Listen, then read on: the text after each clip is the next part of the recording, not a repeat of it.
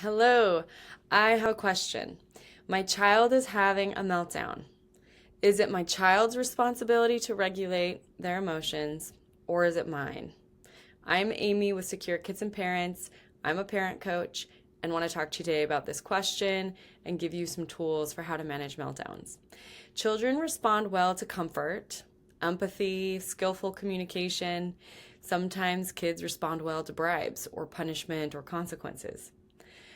Do any of those strategies always work?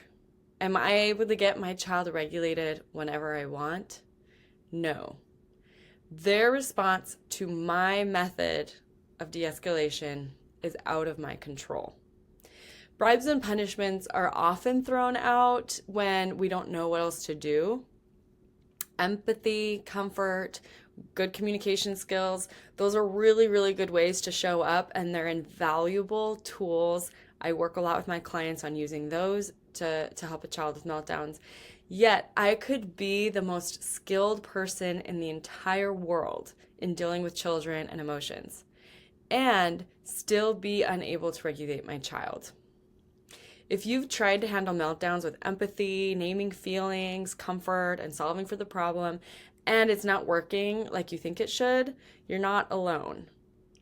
In the moment of a meltdown, some kids don't know how to calm down. Sometimes they don't want to calm down. Sometimes kids want to indulge in their negative emotions just like I do. How normal. Sometimes they know the skills or the strategy and they don't care. They don't want to use it. How normal, and there's a good reason.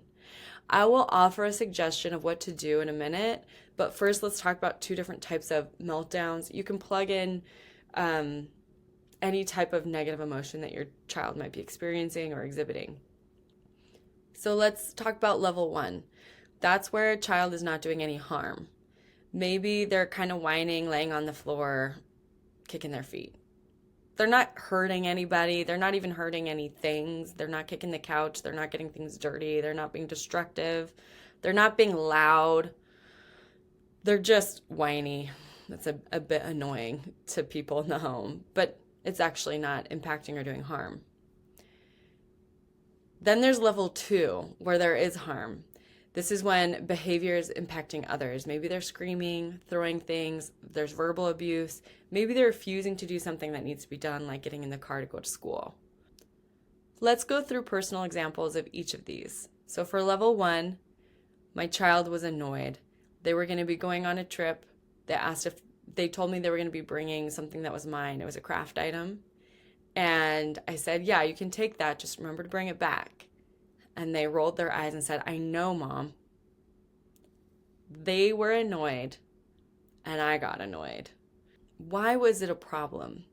What happened is I was annoyed that my child was annoyed. And when I took a second to realize what was happening, I was like, oh, I would be annoyed if I was them probably as well. Even if they didn't actually remember, even if they didn't actually know, it's annoying to be reminded of something sometimes, right? They're wanting to be independent and they just felt disconnected in that moment for whatever reason. So when I talk about how that does impact me, in some ways it impacts our relationship. Sometimes those attitude things, the rolling of the eyes, the turning away while talking can impact the connection. So I have a video on that linked below. Some solutions might be to ignore it or communicate with empathy, support, or share how it impacts you or talk about, what that experience is like for you.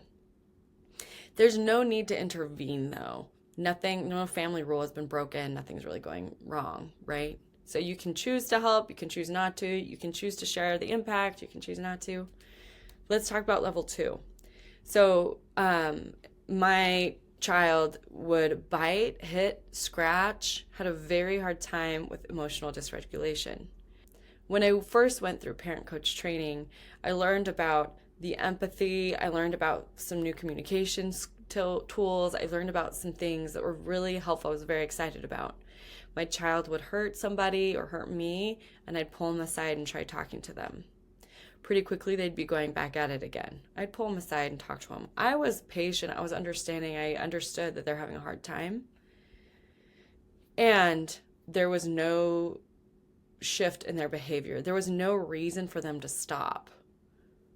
They didn't often care. Sometimes they'd have a meltdown where they were still going a little bit crazy and doing harm.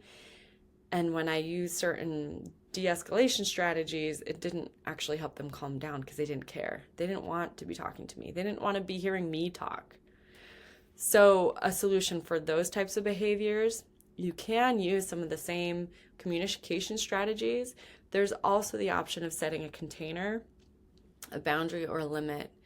So even if you don't always use it, it's a plan that you know is there if you need it.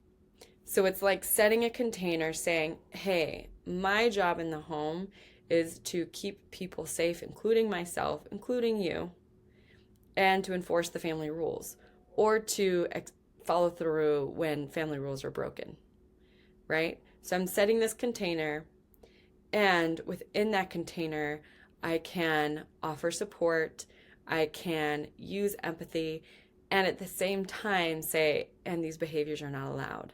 So I have some videos on timeouts and boundaries and how to use those in a way that's skill building, that does not compromise the relationship. You can be really flexible in what timeouts look like as far as if you're with them or not, timing, where they are, all sorts of things. And so that's a solution that might be helpful.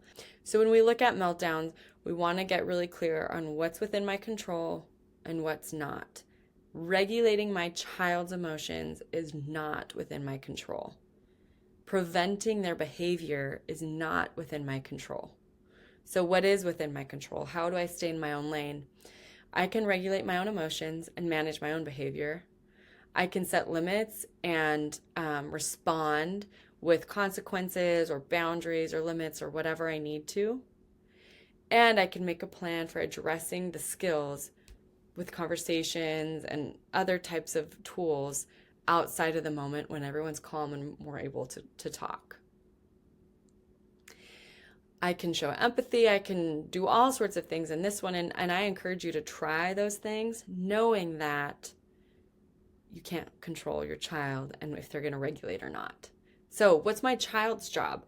My child's job is just to be them, to show up, to regulate if they want to. You actually don't need them to regulate because you've already got a plan for what you're going to do to keep yourself safe, protect your energy, protect yourself, and the family. You don't need them to do anything different.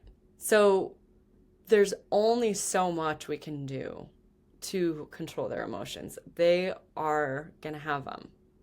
They have a whole different world. They have a whole different perspective. They have a different way of seeing things, different thoughts, different feelings. Sometimes it's hard to understand.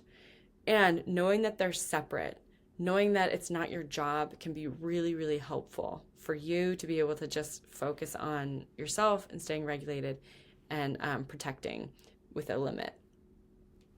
When we stay in our own lane, it's also called emotional boundaries. When we stay in our own lane, it becomes really clear what our role is, and it gives them breathing room and responsibility to figure out their things, to show up as themselves, no matter how skillful or unskillful that is.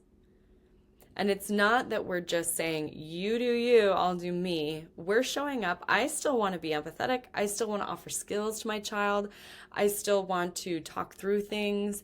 I want to share impact. I'm going to do all of those things because that's how I want to show up as a parent. And I don't know exactly how it's going to impact my child. And if it's not shifting behavior, then I might shift a little bit and try something new, knowing that I can't control anything for them. I just want to be creative and I just want to keep trying. Because ultimately, when they learn how to manage a meltdown better, to manage these emotions better, to communicate them better, they benefit. And that's really helpful for them to know. How do they benefit? Not just me. It's not all about me. How does it help them when they are able to communicate better and regulate? So I have a video on timeouts linked below and how I use timeouts to build skill and set that boundary in conjunction with empathy, building communication, strengthening skills, and strengthening the relationship. So the bottom line is my child is responsible for their own emotions. I'm responsible for mine and how I want to show up to support them, to teach them what boundaries I want to set. I'm curious if you agree that their emotions are their responsibility. Please leave your comments in the thoughts. Please leave your thoughts in the comments. I would love to hear them. Thank you so much for watching. Have a lovely day.